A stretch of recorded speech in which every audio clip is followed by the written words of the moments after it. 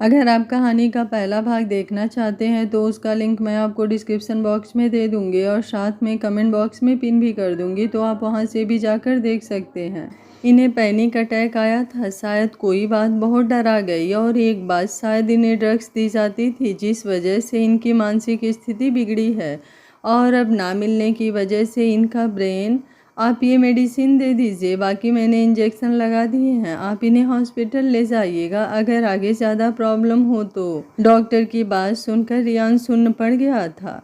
Drugs? जी हाँ, ये ठीक तो हो जाएंगे ना पहले जैसी? मिस्टर राठौर, ऐसे में इंसान को दवा से ज़्यादा प्यार, सपोर्ट, केयर की ज़रूरत होती है। अकेले मत छोड़िएगा 1 मिनट के लिए भी, अभी ये खुद को हार्म भी कर सकती हैं, उन्होंने कहा और चले गए।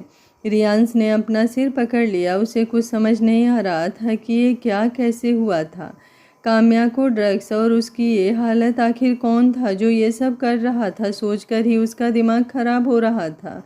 घर ही चला जाता हूँ अब काम्या को लेकर, क्योंकि उतनी केयर हर टाइम कोई ना कोई इसके पास भी रहेगा और सबसे बड़ी बात, बच्चे भी हैं वहाँ, हो सकता है उन्हें देखकर, उनके साथ रहकर कुछ सुधार हो। पर बच्चों को कोई चोट पहुंची तो काम्या की वजह से, क्योंकि इस टाइम उसे खुद नहीं पता क्या करती है। पर उससे भी बड़ी प्रॉब्लम तो ये है कि आयु को जब पता चलेगा काम्या की हालत के बारे में तो वो कैसे रिएक्ट करेगा। और माही को देखकर काम्या का रिएक्शन, मैं खुद पागल हो जाऊंगा, सोचते हुए ही उसका सिर दर्द करने लगा। उसे याद आया उसने अभी अपनी दवा नहीं ली थी, तो सबसे पहले वो दवा खाया, यही ठीक रहेगा, उसने मन ही मन कहा। कायू, जाकर तुम शावर ले लो, फिर मैं ब्रेकफास्ट मंगाता हूँ, रियांस ने उसे बैठाते हुए कहा और अपने बैग से एक लोअर टी शर्ट निकाल कर उसके सामने रख दिया। आप कराओ, वो उसकी टी शर्ट पकड़ खींचते हुए बोली, तो रियांस की आंखें बड़ी हो गई। नहीं, तुम जाकर अकेले शावर लोगी अभी, या फिर मैं किसी फीमेल नर्स को ही बुला लेता हूँ तुम्हारे लिए, वो बोला। काम्या उसे टकटकी लगाए देख रही थी। रियांस ने जैसे ही फ़ोन हाथ में लेना चाहा, काम्या ने पहले ही ले लिया और अपने हाथ को पीछे छुपा लिया। जिद्दी लड़की, वो बड़बड़ाया और उसे उठाते हुए वॉशरूम में ले गया। अब ये कपड़े चेंज करके आओ, मैं यहीं बाहर हूँ, वो शावर बंद करते हुए बोला। काम्या वॉशरूम से बाहर निकली तो रियांस की आंखें फैल गई। उसने बस टी शर्ट डाली थी जो कि उसकी थाइस तक थी। काम्या को ऐसे देख रियांस को अपना गला सूखता हुआ महसूस हुआ। अच्छा है ना, वो उसके पास आते हुए अटक कर बोली। उस ढोली सी टी शर्ट में वो एक छोटी सी गुड़िया जैसी लग रही थी। रियांस को उसे देख जी भर प्यार करने का दिल किया। मन हुआ कि उसे अपनी बाहों में समेट ले। उसके उन गीलों बालों की लटों में खो जाने की हसरत जाग रही थी। उसने अपने अरमानों को काबू किया। बहुत ही प्यारी लग रही हो, वो बोला और टॉवल उठाकर उसके गीले बालों को सुखाने लगा। ब्रेकफास्ट रूम में आ गया था, लेकिन काम्या उसे देख भी नहीं रही है। रियांस ने उसके बालों में कंघी जैसे ही लगाया, वो दर्द से चीख उठी। उसके बाल एकदम खराब हो रखे थे, उलझे हुए। सॉरी, मैं आराम आराम से करता हूँ, उसने जल्दी से कहा और बहुत ही तरीके से उसके एक एक बाल को सुलझाया, उसको अच्छे से रेडी किया और माथे पर एक छोटी सी बिंदी लगा दी जैसे वो हमेशा लगाती थी। कायू, हमें अपने घर भी चलना है, अब सब इंतज़ार कर रहे हैं तुम्हारा, खासकर हमारे बच्चे। एक एक पल इंतज़ार किया है उन्होंने तुम्हारा, खासकर आयु। रियांस अपने हाथों में उसका चेहरा भरते हुए बोला। घर? हाँ, घर, हमारे परिवार के पास, हमारे बच्चों के पास, वो बोला और उसे अपने सीने से लगा लिया। रियांस और काम्या दिल्ली आ चुके थे। उनकी गाड़ी राठौर मेंशन के सामने आकर रुकी। काम्या उसके कंधे से सिर लगाए सो चुकी थी। कायू, बच्चा उठो, देखो हम आ गए, रियांस ने उसका सिर सहलाते हुए प्यार से कहा। वो अधखुली आंखों से उसे देखने लगी। वे कब? वो उसका चेहरा हाथों में भरकर बोला। काम्या उसे देखने लगी। आ गए हम, वो ताली बजाते हुए खुश होकर बोली, तो रियांस ने मुस्कुराकर हमें सिर हिलाया। वो गाड़ी से बाहर निकले। रियांस ने बेल बजाई। उसने अपना निचला होठ दांतों से दबा रखा था, सोच भी नहीं पा रहा था कि काम्या को देखकर क्या रिएक्शन होगा सबका। माही ने दरवाज़ा खोला। रियांस को देखते ही वो खुश हो गई और जैसे ही आगे बढ़ उसके गले लगने को हुई, वो 2 कदम पीछे हो गया। रिशु, वो धीरे से बोली। कायू अंदर आओ, रियांस ने आवाज़ दी। काम्या जो पीछे थी वो अब उसके बगल में आकर खड़ी हो गई। उसे देख माही को तो यकीन ही नहीं हुआ। वो आंखें फैलाए उसे देख रही थी। काम्या, वो तेज आवाज़ में चौंकते हुए बोली। सब आ चुके थे। काम्या बहू विभाजी जो किचन में थी वो खुद से बोली और बाहर भागी आई। उनकी आंखों में आंसू भर आए थे। रियांस, काम्या। वो रियांस को देखते हुए बोली तो उसने हाँ में सिर हिलाया। विभाजी दौड़कर उसके करीब आई और उसका चेहरा छूकर देखने लगी, कभी उसके हाथ को। मेरी बच्ची, कहाँ चली गई थी तू सब छोड़कर? वो उसे दोनों कंधों से पकड़कर बोली। रिसू, ये तुझे कहाँ मिली? माही अटकते हुए बोली। मम्मा, आयु की तेज आवाज़ सबको सुनाई पड़ी। सब उस तरफ देखने लगे। मम्मा, आप आ गई अपने आयु के पास? वो भागते हुए आया और काम्या को हक करने को हुआ कि काम्या जो इन सब में घबरा चुकी थी वो रियांस के पीछे छुप गई और उसकी शर्ट को कसकर पकड़ लिया। सबकी हैरानी का और भी ठिकाना ना था अब। मम्मा, क्या हुआ है आपको? आपका आयु आपके सामने है इतने दिन बाद, और आप मुझसे मिल भी नहीं रही। बहुत तरसा हूँ मम्मा आपके प्यार को। वो रो उठा। बोलते बोलते उसका गला भर आया था। रियांस, चुप क्यों है? बोलेगा भी कुछ? विभाजी अब गुस्से में आ चुकी थी। काम्या कांप उठी इतनी तेज आवाज़ सुने और सिसकने लगी। माँ, आपके सारे सवालों के जवाब मिलेंगे आप सबको, लेकिन अभी नहीं, वो बोला और काम्या को अपने आगे करके उसका सिर सहलाते हुए बोला। कोई कुछ नहीं बोल रहा तुम्हें? नहीं रहना यहाँ, सब गंदे हैं, डांटा। वो रियांस के सीने से लिपटी सिसकते हुए बोली। ओके, हम यहाँ नहीं रहेंगे, चलो रूम में चलते हैं अपने। रियांस बोला और उसे बाहों में उठाकर अपने रूम की तरफ बढ़ने लगा। आयु भी उसके पीछे पीछे आ गया था। रियांस ने काम्या को बेड पर बैठाया ही था कि आयु भी उसके पास आ खड़ा हुआ। मम्मा, वो फिर से बोला। काम्या उसे देखने लगी जैसे वो कोई अजनबी हो। फिर हंसते हुए अपना हाथ बढ़ाकर बोली, तुम दोस्त बनोगे ना मेरे? क्या हुआ है मेरी मम्मा को? और ये कहाँ थी अब तक? वो काम्या की ऐसी बात सुनते ही रियांस की तरफ देखते हुए गुस्से से बोला। आयु, काम डाउन, रियांस ने अपना हाथ बढ़ाते हुए कहा, लेकिन आयु ने उसका हाथ झटक दिया। लड़ाई मत करो तुम दोनों, वो मासूम सा चेहरा बनाकर बोली तो दोनों ही चुप हो गए। आयु, बच्चे बोला ना कि सब बताता हूँ, बस थोड़ा सा वेट करो, वो शांत भाव से बोला तो आयु उसके रूम से चला गया। इधर माही काम्या को देख शौक हो गई थी। घबराहट में उसका दिमाग जैसे बंद हो गया था। ये रियांस को कैसे मिल गई? ऐसा नहीं हो सकता। अगर रिसू को ज़रा भी पता चला कि इन सब में मेरा भी हाथ था, मैं शामिल थी, तो वो मुझे मार ही डालेगा और शायद हमेशा के लिए ही सबसे दूर कर दे। नहीं, मैं इतना आगे बढ़कर सब कुछ खराब नहीं होने दे सकती। रिसू बस मेरा है, बस मेरा। उसके लिए मुझे इस काम्या को मारना भी पड़े तो करूँगी मैं। वो एक साइको के जैसे चीख रही थी अपने रूम में और सारा सामान इधर उधर फेंक रही थी। रियांस कुछ देर बाद बाहर आया तो हाल में ही सब बैठे थे, उसका इंतज़ार कर रहे थे। आयु भी यहीं था, बस अर्थ और कियारा नहीं थे। माही, विभाजी और उसके पापा। नरेंद्र जी बोले, रियांस, सब बताओगे भी कुछ कि क्या हो रहा है ये सब? बहू इतने दिन तक कहाँ थी? रियांस ने सिर झुकाकर सब कुछ बता दिया और काम्या कैसे मिली, उसकी हालत सब। पर ये सब, काम्या वहाँ गई कैसे इतनी दूर? विभाजी बोली। तो माही डरी सी थी लेकिन अपने चेहरे पर नहीं आने दिया। पता नहीं, वही सब पता लगाने की कोशिश कर रहा हूँ, और अगर मिल गया वो इंसान तो जिंदा नहीं बचेगा। रियांस गुस्से से बोला और एक नज़र माही को देखा। मेरी मम्मा की हालत के जिम्मेदार बराबर के आप भी हैं, आयु उठते हुए बोला। आयांश, बस, नरेंद्र जी ने उसे आगे बोलने से रोक दिया। क्यों दादू, इनकी गलतियां क्यों नहीं दिखती किसी को? अगर इतना ही प्यार करते ये मेरी मम्मा को तो उनके जाने के 4 दिन बाद ही नई बीबी ना ले आते। नफरत होती है मुझे इनके नाम से भी। बहुत बड़ी बड़ी बातें करते थे ना प्यार की, तब कहाँ गया था इनका प्यार? वो बहुत गुस्से से बोल रहा था। रियांस ने उसे एक थप्पड़ लगा दिया। वो गाल पर हाथ रखे खड़ा था, आंखें भर आई थी उसकी। रियांस, विभा और नरेंद्र साथ ही बोल उठे। वो मेरी पत्नी है, वो, मैं उससे कितना प्यार करता हूँ ये मुझे तुम्हें साबित करने की ज़रूरत नहीं है, वो बोला और बाहर निकल गया। आयु, विभाजी ने उसे रोकना चाहा लेकिन वो भी भागते हुए एक तरफ चला गया। वो अपना सिर पकड़कर बैठ गई। इन दोनों बाप बेटा को संभालना मेरे बस की बात नहीं है, एक से बढ़कर एक का गुस्सा है, वो बड़बड़ाते हुए बोली। नरेंद्र जी बोले, विभा परेशान मत होइए, अब आपकी बहू आ गई है ना, वही संभालेगी इन नवाबों को। काम्या की नींद खुली तो रूम में कोई नहीं था। वो डरते हुए दरवाजे तक आई। उसे सीढ़ियों पर बैठा आयु दिखा। वो धीमे धीमे कदमों से उसके पास आकर बैठ गई। आयु अभी भी रो रहा था। काम्या की तरफ उसने एक नज़र देखा, फिर सिर नीचे कर लिया। काम्या ने अपने हाथ बढ़ा उसके आंसू साफ किए तो वो उसे देखने लगा। किसी ने मारा क्या? मुझे भी मारते थे वहाँ पर, मैं नहीं रोती थी। अच्छे बच्चे रोते नहीं हैं ना, वो आयु के गाल को देखते हुए बोली, जो लाल हो उठा था। आयु रोते हुए उससे लिपट गया और उसकी गोद में सर रख लिया।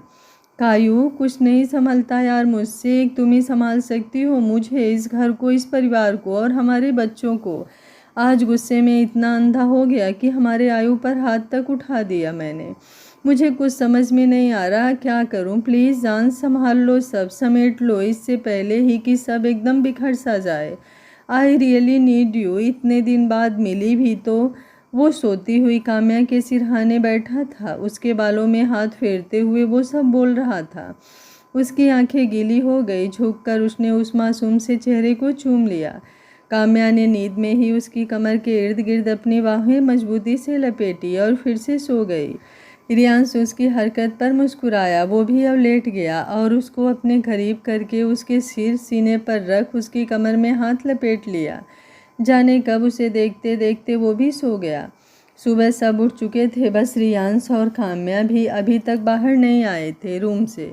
विभाजी जब उनके कमरे में देखने आई तो जो देखा उससे उनकी मुस्कान बढ़ गई। काम्या को एक बहुत ही अच्छा सा सूट पहनाया था रियांश ने। उसके बाल अभी गीले ही थे। अब सीधे से बैठो, कंघी कर दूं तब जाना बाहर, रियांश ने कहा तो उसने अच्छे बच्चे की तरह हाँ में सिर हिलाया और सोफे पर बैठ गई। रियांश, गुड मॉर्निंग माँ, वो उन्हें देखते ही बोला। ला मैं उसे रेडी कर देती हूँ, तू भी तब तक रेडी हो जा, ऑफिस भी तो जाना होगा ना, वो उसके हाथ से टॉवेल लेते हुए बोला। नहीं, वो जब तक काम्या ठीक नहीं हो जाती उसे अकेले कैसे छोड़कर, वो अटकते हुए बोला। माँ पर भी भरोसा नहीं है, वो रियांश के गाल पर हाथ रखकर बोली।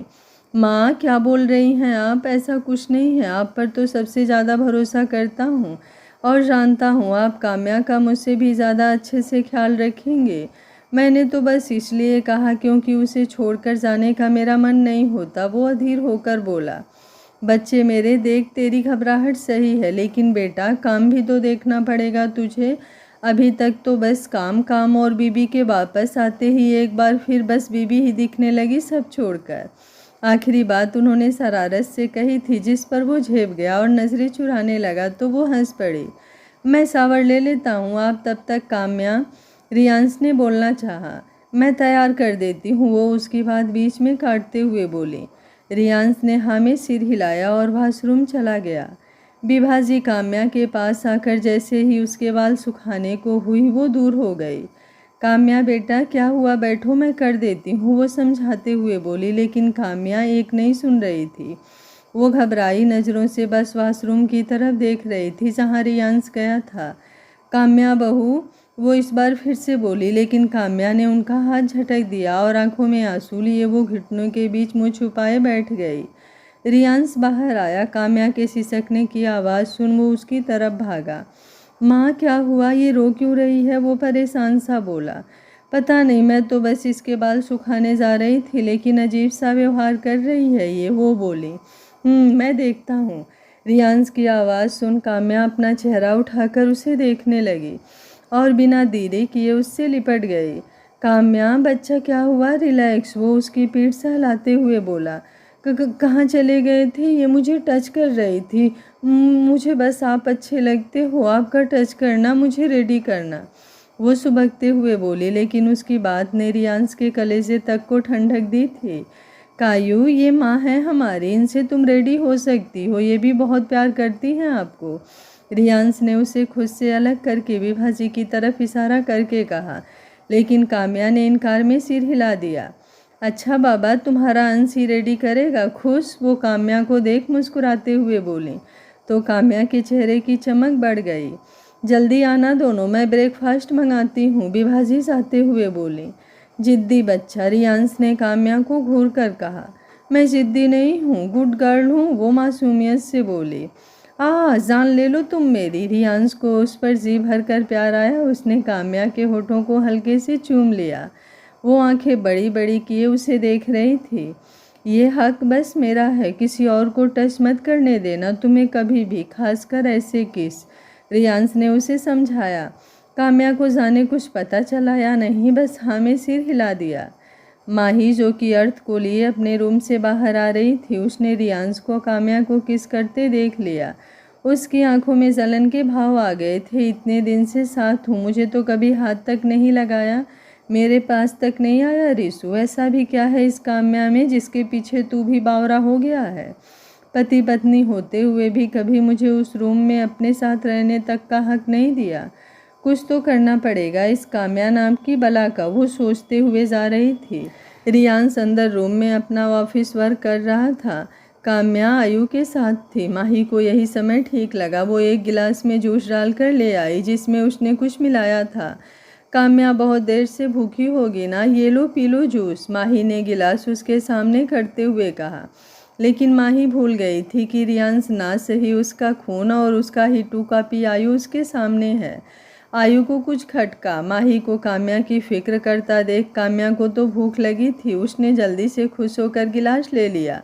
वो काम्या के पास उसको पिलाने के लिए बढ़ी ही थी कि आयु ने अपना पैर आगे कर दिया जिसमें फंसकर वो गिर पड़ी। आयु ने कुछ इशारा किया काम्या को और अब हाल ये था कि माही नीचे पड़ी थी और उसके ऊपर बालों में से जूस टपक रहा था। आयु ने काम्या को थाली दी और दोनों हंसने लगे माही को देखकर। आयु, तुम बहुत बदतमीज होते जा रहे हो, तुम्हें तो मैं छोड़ूंगी नहीं। और ये पागल, माही गुस्से से उठते हुए बोली। माही, मेरी मम्मा को एक भी शब्द बोला ना तो देख लेना तुम, आयु से उंगली दिखाते हुए बोला। रिसु, देखो इन दोनों ने क्या किया है और मेरे साथ कितनी बदतमीजी से बात कर रहा है ये। वो रियांश को आते देख उसकी तरफ जाकर बोली। आयु जो कि हंस रहा था, उसकी हंसी पल भर में रियांश को देखकर बंद हो गई। उसे पता था हो ना हो डांट जरूर पड़ेगी उसे अब रियांश से। लेकिन माही के कपड़ों और बालों पर जूस गिरा देख रियांश भी खुद को हंसने से नहीं रोक पाया। जाने कितने सालों बाद उसकी ये हंसी इस घर में सुनाई पड़ रही थी। विभाजी की आंखें खुशी से भर आई। नज़र ना लगे मेरे बच्चे को, हे भगवान, अब मेरे बच्चों की हंसी खुशी ऐसे ही बनाए रखना आप। वो मंदिर की तरफ देखकर हाथ जोड़ते हुए मन में बोली। रिसु, वो गुस्से से चिढ़ते हुए बोली। आयु, काम्या, ये क्या हरकत की है तुम दोनों ने? रियांश ने अपनी हंसी रोकते हुए उन दोनों को प्यार से डांटा। वो बुरी तरह खींच चुकी थी तो पैर पटकते हुए वहाँ से चली गई। आयु, गलत बात बेटा, ऐसा नहीं करते, अब आप बड़े हो गए हो और अपनी मम्मा को भी शामिल कर लिया शैतानी में। माही आपसे बड़ी है, रियांश ने अब कुछ गंभीर होकर कहा। आप डांटा मत करो मेरे दोस्त को, काम्या आयु का हाथ पकड़ते हुए बोली। अच्छा, आ गई बेटे को बचाने, मैं डांट नहीं रहा ना तुम्हें ना उसे, बस समझा रहा हूँ, रियांश ने कहा। कोई बात नहीं मम्मा, इनकी आदत है मुझे हर वक्त सुनाने की, आयु काम्या से लिपटते हुए बोला। रियांश एक बार फिर शांत हो चुका था। कितनी भी कोशिश कर ले वो, लेकिन आयु की नज़रों में हर बार गलत ही साबित हो जाता था।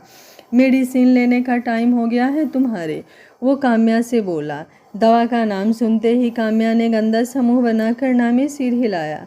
मम्मा, आप जाकर दवा ले लीजिए, मैं आपके लिए चॉकलेट लाता हूँ, दवा के बाद ले लेना तो बिल्कुल भी कड़वी नहीं लगेगी। आयु मुस्कुरा कर बोला। सच्ची? ढेर सारी चॉकलेट? वो खुश होकर बोली। तो आयु ने सिर हिलाया। वो अब खुशी खुशी रियांश के साथ चली गई। अर्थ को जाने क्या हुआ था, आज बहुत देर से रोए जा रहा था। माही ने उसे दूध दिया, वो भी नहीं पी रहा था, ना कुछ खा रहा था। बेबी, क्या हुआ, इतना क्यों रो रहे हो? वो उसे संभालते हुए परेशान होकर बोली। मेरे चीकू को क्या हुआ? दादी के पास आजा, विभाजी ने उसे पुचकार कर कहा और माही से उसे ले लिया।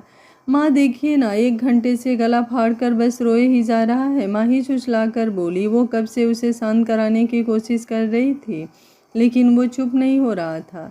क्या चाहिए मेरे अर्थू को, बोल बेटा, विभाजी ने उसे दुलारते हुए कहा। डैडा, वो रोते हुए ही बोला। अच्छा, तो पापा की याद आ रही है मेरे लाडले को, विभाजी ने उसके गाल को चूम कर कहा। फिर माही की तरफ देखकर बोली।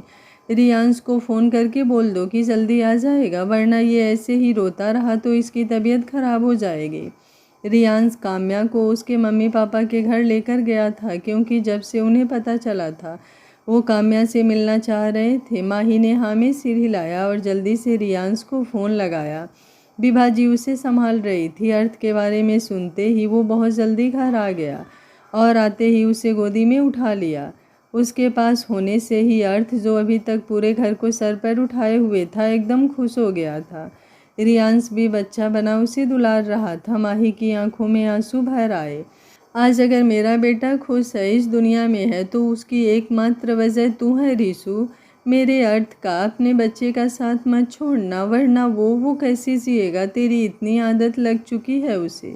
वो रोते हुए रियांस को देख दूर से ही बोली और इसके साथ ही अतीत की उन भयानक यादों में खो गई जिसने सबकी हंसती खेलती ज़िंदगी में तूफान ला दिया था। कहानी अतीत में। काम्या 5 साल की कियारा को सुलाने की कोशिश कर रही थी, लेकिन मजाल है कि वो सो जाए। क्यों सो जा बेटा, क्यों परेशान कर रही है? मम्मा दिन में सोया था, मुझे खेलना है अभी डैडा और आपके साथ। वो अपनी टिमटिमाती आंखों को मटकाते हुए बोली। बेटू डैडा फ्री नहीं है, अभी काम कर रहे हैं ना, कल खेल लेना, अभी प्लीज़ सो जाओ। काम्या ने उसकी आंखों पर हाथ रखते हुए कहा। लेकिन वो तुनक कर उठ बैठी और मुंह फुलाकर अपने हाथ बांधे डोर को देखने लगी।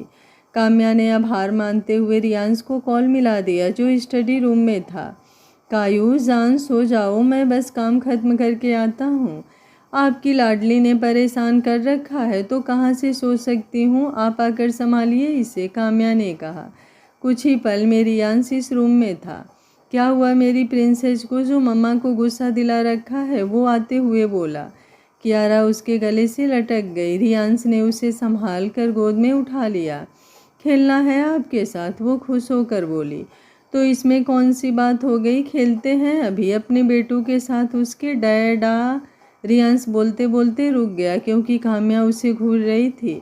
बेटू हम सुबह खेलेंगे, वरना आपकी मम्मा हम दोनों को ही रूम से बाहर कर देगी। कियारा मुँह पर हाथ रख हंसने लगी। आपको तो मैं बताती हूँ आज, काम्या धीरे से बुदबुदाई। रियांस ने काम्या को सुला दिया था। मैं इसे रूम में छोड़कर आता हूँ आयु के पास, रियांस बोला। यहीं रहने दो, काम्या बोली तो रियांस उसे आंखें छोटी करके देखने लगा। लेकिन काम्या ने उसे इग्नोर किया और कियारा को सही से लिटा उसके सिर के नीचे तकिया लगा दिया। काम्या अब दूसरी साइड जाने लगी कि रियांस ने उसे खींचकर अपनी गोद में बैठा लिया और उसके कमर के इर्द गिर्द अपनी बाहें कस ली। अंश मुझे नींद आ रही है, सुबह हॉस्पिटल भी जाना है, काम्या मचलते हुए बोली, क्योंकि रियांस की उंगलियां उसके पेट पर चल रही थी। मैंने कब मना किया कि नहीं जाना, पर अभी तो मेरी बेबी मेरे पास है, तो वक्त क्यों ज़ाया करूं?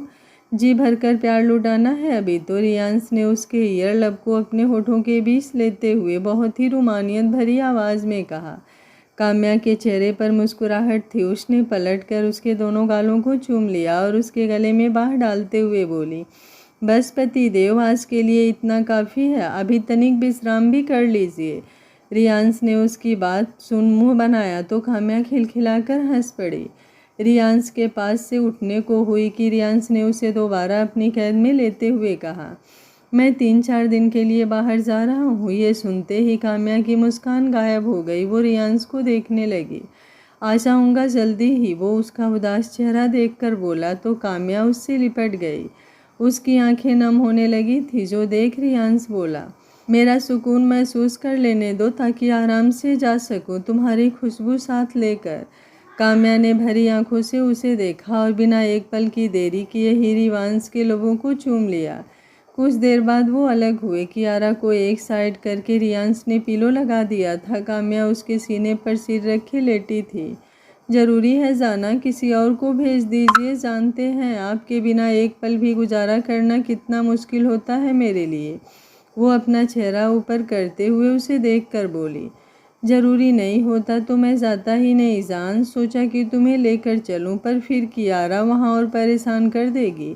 और तुम्हारे हॉस्पिटल को भी अवार्ड मिल रहा है तो तुम्हारा होना ज़रूरी है यहाँ। काम्या कुछ नहीं बोली, बस आंखें बंद किए उसके सीने से लगी रही। रियांस ने उसके सिर को चूम लिया और बातें करते हुए जाने कब दोनों सो गए। सुबह होते ही रियांश निकल गया और काम्या आयु को रेडी करके स्कूल छोड़ने चली गई। कियारा अभी घर पर ही थी, विभा जी के पास। रियांश अपना काम खत्म करके 3 दिन बाद घर वापस आ रहा था। साथ ही खुश भी था क्योंकि इतने दिन काम्या बच्चों से दूर जो था तो सबको बहुत मिस किया था। रात के करीब 10 बज रहे थे कि उसकी नज़र सड़क पर भागती हुई एक लड़की पर पड़ी। थोड़ा बहुत ही लाइट्स की वजह से दिख रहा था। उसने देखा वो लड़की सामने उसी तरफ भाग रही थी जिसके आगे बहुत ही गहरी खाई थी। ड्राइवर, गाड़ी रोको, रियांश के कहते ही उसने गाड़ी रोक दिया। क्या हुआ साहब? ड्राइवर ने उसकी तरफ मुड़ते हुए कहा। उधर तो खाई है ना? रियांश ने पूछा तो उसने बताया कि बहुत बड़ी खाई है और कोई रास्ता भी नहीं है उधर। वो जल्दी से अपने साइड का गेट खोलकर उस लड़की के पीछे दौड़ा। हे रुको, उधर मत जाओ, रियांश ने चिल्लाकर कहा, लेकिन वो बिना सुने बस भाग रही थी तो वो भी उसके पीछे दौड़ा। वो छलांग लगाती कि उससे पहले ही रियांश पहुंच गया था। उसने एक झटके में उसे खींच लिया जिससे वो संभल नहीं पाई और उसके सीने से टकरा गई। रियांश ने उसे खुद से अलग किया। उसके फ़ोन की फ्लैश ऑन थी। पागल हो गई हैं आप? क्या करने जा रही थी? आपको पता है ना कि सुसाइड करना कितना बड़ा पाप है, फिर भी ऐसा काम अपना नहीं तो अपने माँ बाप के बारे में ही सोच लिया होता। बोलते बोलते रियांश की नज़र लड़की के चेहरे और कपड़ों पर गई तो वो कांप सा गया। माही, वो अटकते हुए बोला। उसका टॉप कंधे से फटा था और आगे सीने के आसपास भी, जिससे उसका बदन झांक रहा था। चेहरे पर भी जाने कितने जख्म थे। रियांश ने अपनी आंखें भींच ली। उसने अपना ब्लेजर झट से उतारा और उसको पहनाने लगा। रियांश को अपने सामने देख वो रो पड़ी थी। माही, ये सब तेरा ऐसा हाल कैसे? रियांश को समझ नहीं आ रहा था। हर मुसीबत का डटकर सामना करने वाली लड़की सुसाइड जैसा काम करने जा रही थी और ऊपर से उसका ऐसा हाल देख उसके दिमाग में जो आया वो सोचना भी नहीं चाहता था। माही, वो जैसे ही उसके कंधों से पकड़ते हुए बोला, वो बहुत तेज चीखते हुए उसके सीने से लग गई। रियांश ने उस पर अपनी मजबूत बाहें कस दी। उसे ये तो नहीं पता था क्या हुआ है उसके साथ, लेकिन अंदाज़ा लगाया जा सकता था। वो बहुत देर तक उसके सिर पर हाथ फेर शांत कराने की कोशिश करता रहा, लेकिन वो बेहोश ही उसकी बाहों में झूल गई। माही, उठ, क्या हुआ? वो उसका शरीर ढीला होते ही उसके गाल थपथपाकर बोला, लेकिन वो बेहोश ही रही। उसकी सांसें भी धीमी होने लगी थी। रियांश ने उसे गोद में उठाया और गाड़ी तक ले आया। वो उसे लेकर हॉस्पिटल गया। डॉक्टर ने चेकअप किया और उसे इंजेक्शन दिया। कुछ देर बाद उसे होश आया तो सिर में तेज दर्द हो रहा था। वो उठने को हुई कि रियांश ने दौड़कर उसे पकड़ लिया।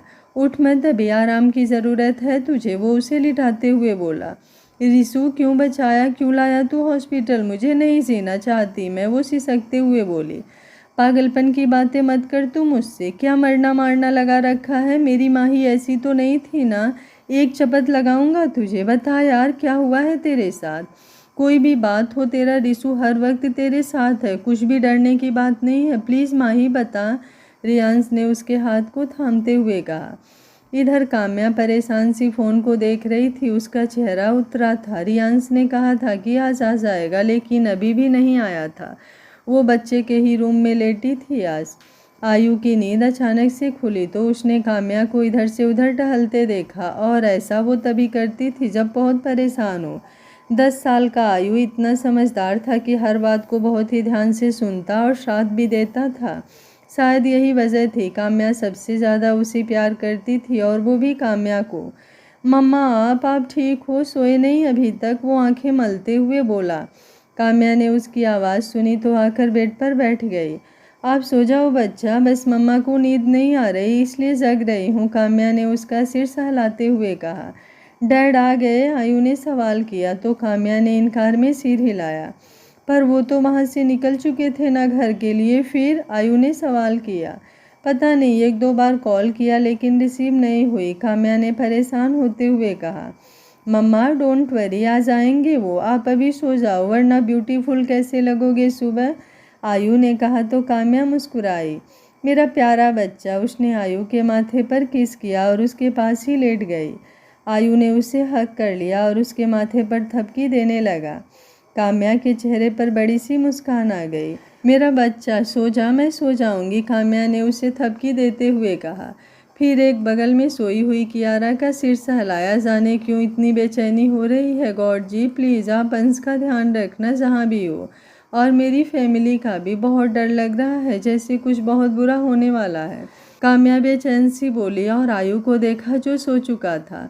माही ने रियांश की हथेली पर पकड़ मजबूत कर ली और आंखें बंद करते हुए गहरी सांस लेकर कहना शुरू किया, विक्की को जानता है ना, जिससे हांगकांग में तेरी मुलाकात हुई थी एक बार। रियांश बोला, वो तेरा बॉयफ्रेंड ना, लेकिन उससे तो तेरा ब्रेकअप हो चुका था बहुत पहले ही।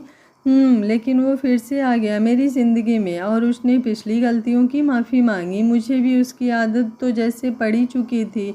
बहुत सोचने के बाद मैंने उसे अपनी ज़िंदगी में शामिल कर लिया और फिर हम दोनों लिव इन में रहने लगे थे। वो मुझे बहुत प्यार करता था, बहुत केयर, पहले से भी ज़्यादा। या फिर वो सब एक दिखावा ही था, मेरा सब कुछ छीनने के लिए, मेरी ज़िंदगी बर्बाद करने के लिए। एक दिन जब कहते कहते वो चुप हो गई, उसने अपना चेहरा हाथों से छुपा लिया और रोने लगी। माही ने खुद को मजबूत किया और रियांश का हाथ कसकर थामे बोलना शुरू किया। वो दोबारा जब से मेरी ज़िंदगी में आया था, पैसों पर नज़र थी उसकी और मेरे बदन पर। मेरे बर्थडे वाले दिन माही अभी सो ही रही थी कि रात को घड़ी की सुइयां जैसे 12 पर रुकी। विक्की ने आकर उसे दबोच लिया और उसके गाल पर किस करते हुए बोला, wishing you very very happiest birthday sweetheart. Mahi ने अधखुली आंखों से उसके गले में हाथ फंसाकर थैंक यू कहा। एक सरप्राइज है, जल्दी से रेडी हो जाओ, उसने माही को गोद में उठाते हुए वॉशरूम के सामने छोड़कर कहा। तुम साथ हो, इससे बड़ा सरप्राइज और क्या हो सकता है। वो मुस्कुराते हुए उसके गाल खींचकर बोली, अरे है ना, उससे भी बड़ा सरप्राइज। वो हंसकर बोला और माही के होठों को हल्के से चूम कर वॉशरूम के अंदर भेज दिया। ड्रेस यहीं बाहर रखी है, यही पहनना, विक्की ने बाहर जाते हुए कहा। माही बहुत खुश थी उसके साथ। वो बाथरोब पहने जब रूम में आई तो एक गिफ्ट रखा था बेड पर। उसने वो खोला, ब्लैक कलर की शॉर्ट ड्रेस थी जो उसे बहुत पसंद आई। Love you so much baby, वो खुश होते हुए बोली और रेडी होने लगी। वो हॉल में आई तो अंधेरा था। अचानक लाइट्स ऑन हुई तो सब कुछ बहुत ही खूबसूरती से डेकोरेट था। उसके सारे दोस्त भी थे। थैंक यू सो मच यार, really it's amazing gift for me, उसने विक्की को हक करके कहा और फिर सबके साथ एंजॉय करने लगी। देर रात तक पार्टी चली, सब ने खूब एंजॉय किया, लेकिन इन सब में माही को विक्की ने फंसा कर हर दिन से ज़्यादा ड्रिंक करा दिया था, जिस वजह से उसका सिर चकरा रहा था। सारे गेस्ट जा चुके थे। वो अपना सिर पकड़े नशे में लड़खड़ा कर डोर लगा रही थी कि विक्की ने उसे पीछे से बाहों में भर लिया। व्हाट हैपेंड बेबी, वो उसके कंधे पर किस करते हुए बोली। माही ने उसे खुद से दूर करने की कोशिश की। मुझे सर में पेन हो रहा है, तुम जाकर सो जाओ अपने रूम में, वो अपने रूम की तरफ बढ़ते हुए बोली और लड़खड़ा कर गिरने को हुई कि विक्की ने उसे गोद में उठा लिया।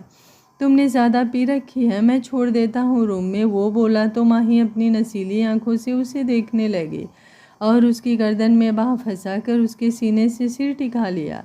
उसने माही को बिस्तर पर लिटाया। माही को अपने शरीर में बहुत गर्मी महसूस हो रही थी। उसके हाथ अपने आप कपड़ों पर थे। विक्की की आंखों में हैवानियत साफ देखी जा सकती थी। वो माही के ऊपर आ गया। सुबह जब माही की आंख खुली तो उसे अपने पूरे शरीर में पेन महसूस हो रहा था। उसका ध्यान खुद पर गया तो उसके शरीर पर कपड़े नहीं थे, बस ऊपर एक ब्लैंकेट पड़ा था और उसके बगल में विक्की पेट के बल लेटा था। उसने किसी तरह खुद को उसी चादर से ढका और बहुत ही तेज गुस्से भरी आवाज़ में चीखी, जिससे उसकी भी नींद खुल गई। जैसे ही वो माही को करीब खींचने को हुआ, उसने गुस्से से एक झापड़ उसके गाल पर रसीद दिए। हाउ डियर यू, हिम्मत कैसे हुई तुम्हारे मेरे साथ ये सब करने की, वो भी बिना परमिशन के। तुमने मुझे टच किया, वो गुस्से से चूकी। तुम भी शामिल थे इसमें और इसका सबूत देख सकती हो, उसने अपने गर्दन पर बने बाइट के निशान को दिखाते हुए बेशर्मी से कहा।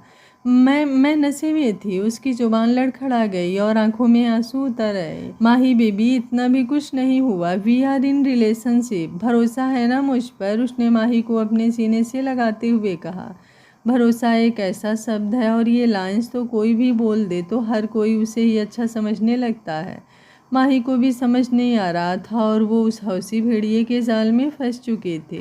अगले पार्ट में आप लोगों को काफ़ी हद तक अपने सवालों के जवाब मिल जाएंगे और उम्मीद करती हूँ कहानी आप लोगों को इंटरेस्टिंग लग रही होगी और आपकी क्यूरियोसिटी भी बढ़ती जा रही होगी कि अगले पार्ट में क्या होगा।